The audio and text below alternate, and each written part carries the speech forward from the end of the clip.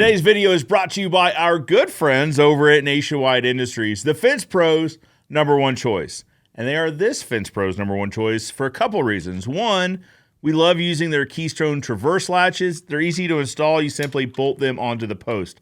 No drilling for rods or cutting the rods required. It's a pretty straightforward installation process.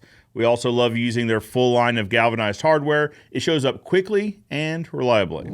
All right, guys, today's video is titled, This Fence Lasts 100 Years. I'm in just on the title. Let's see if it lives up to, or that we think it'll live up to the title. It's by the Suburban Biology channel. If you'd like to watch the video in its entirety without my commentary, we'll include a link to the video in the description below. Now, we've skipped ahead a little bit. We're at about the 11-minute mark. It's an 18-minute video. I didn't think you guys wanted to watch all 18 minutes. If you do, then check out the link in the description. So he's using oil-filled pipe. I believe he called it drill stem pipe. Probably just depends where you are. So it's red iron pipe. He spaced the posts 10 feet apart. Now, he did it because the lengths of pipe were 10 feet, but he also accidentally found himself at the maximum spacing for a chain link fence. Now, it's not a chain link fence he's building, but I digress. 10-foot post spacings are typically a good idea. Anyway, he's installed the post. He's welded up the top rail. So as of right now, this is a lot like a pipe fence in that red iron pipe for the post, red iron pipe for the rails. Everything's welded together. Now, where it gets interesting is starting off here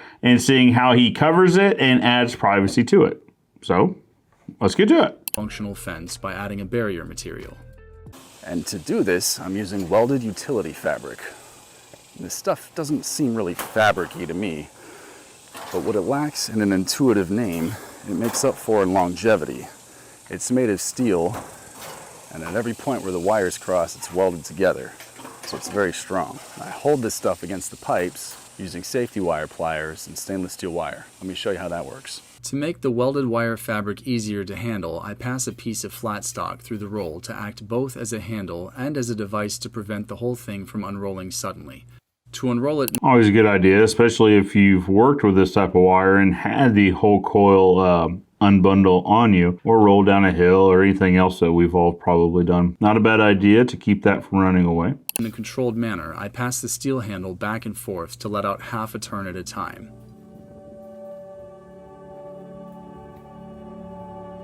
You could also make a, I don't know, we call it a spinning jenny, but you could make a turntable pretty easily. I mean, if you're building a fence on your own, you're probably pretty handy. Simply a flat disc, typically is thick steel on a bearing that swivels over a base. This can sit on it. You can weld pipe slide this wire up over, however you'd like to secure it, but then the wire would simply spin out without having to pick it up and turn it every time.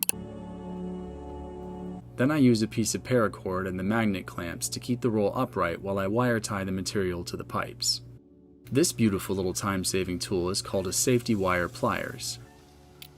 It has a spiraling pull handle that spins the pliers around and twists wire tight. This is standard stainless steel wire I picked up at Harbor Freight.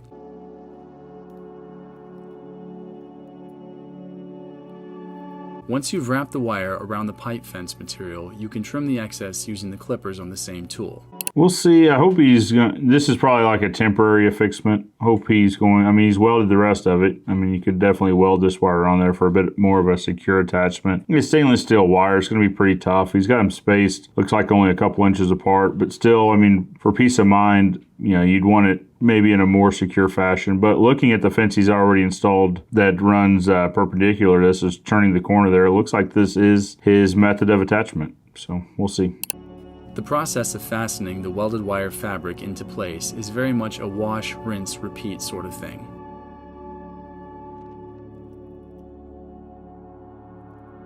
Eventually, I made my way all the way down to the end of the fence and simply clipped off the excess wire fabric using some clippers I have.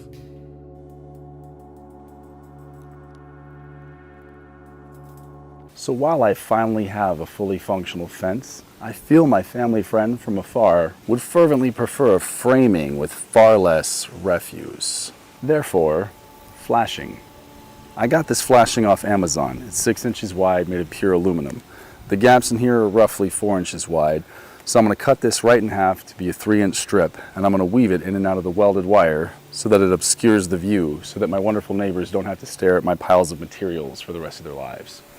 Long term, I plan on growing vines up this fence, but that'll take 2 or 3 years. So in the meantime, I want them to at least not hate the view. And I'm sure, as many of the comments in my previous videos have said, they probably wouldn't like the view of my yard.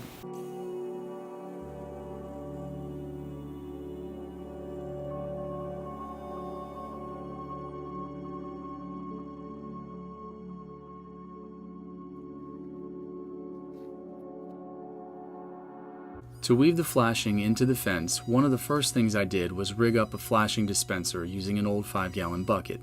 I simply cut a slit into the bottom that would allow the flashing to roll out in a controlled fashion.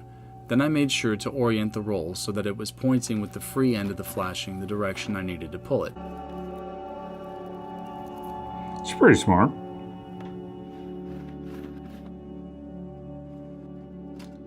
I used some hooks to hang the bucket at the correct height.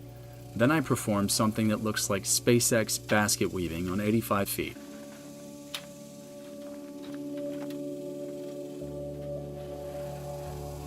You know, thin aluminum, especially aluminum you just cut, gloves might be better on your hands than your back pocket, but to each their own.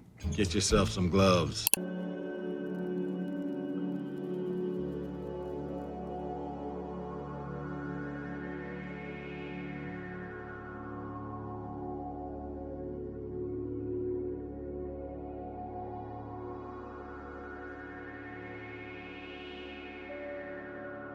I'm not sure why you wouldn't just run the whole strip down the length of fence instead of breaking it every post. I mean, we might see here in a little bit later, but seems like at every junction, unless she's securing each one of the strips to itself, it might start getting a little flappy.